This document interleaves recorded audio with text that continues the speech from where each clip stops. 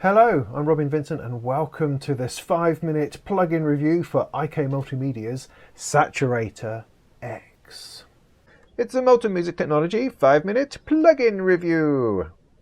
Saturator X is a harmonic saturation plugin which comes part of the T-Racks family of compressors, limiters and all that sort of jiggery-pokery.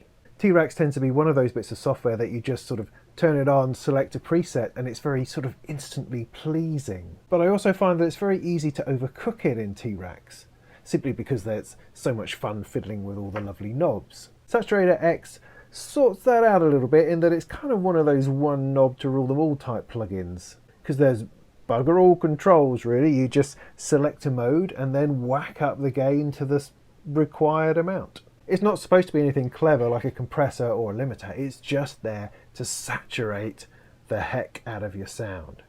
So this is the sound without anything actually turned on. We'll put the gain down to 0 and we're just going to turn it on. And already in this lovely magic eye meter we have here, we have a little bit of glow going on, which is very satisfying even if you can't hear anything new. But as we push up the gain,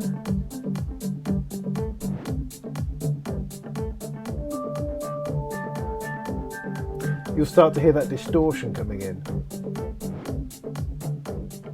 One really nice feature I like is the fact that the gain and the output can be linked together, and that way as I'm pushing up the gain, I'm not just making it louder, because the output is coming down relative to that, so what I'm hearing is the saturation and the warmth and not just a boost in sound, which you find with an awful lot of these sorts of processors. You get 10 modes within here of 10 different forms of analog crunchy processing kind of vintage loveliness.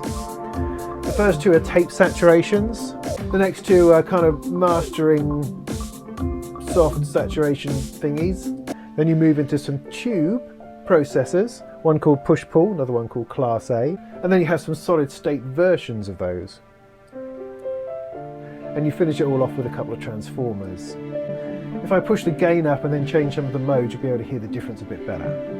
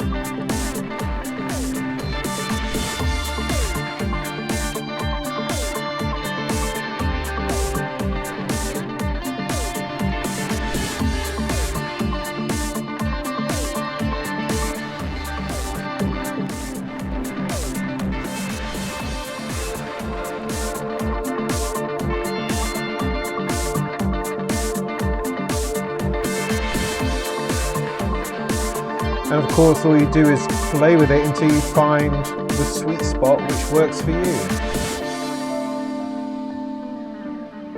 Because it's so simple, it's so easy to use. You just turn it on and play with the gain a little bit. You very quickly know when you're distorting and if you're going too far, and so you just can back it off a little bit.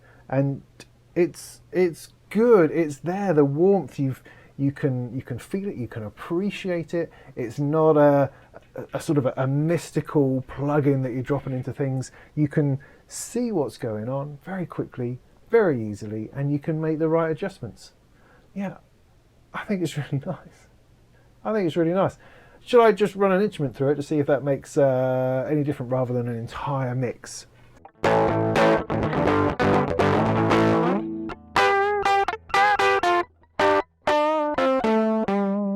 Yeah, that's quite nice too.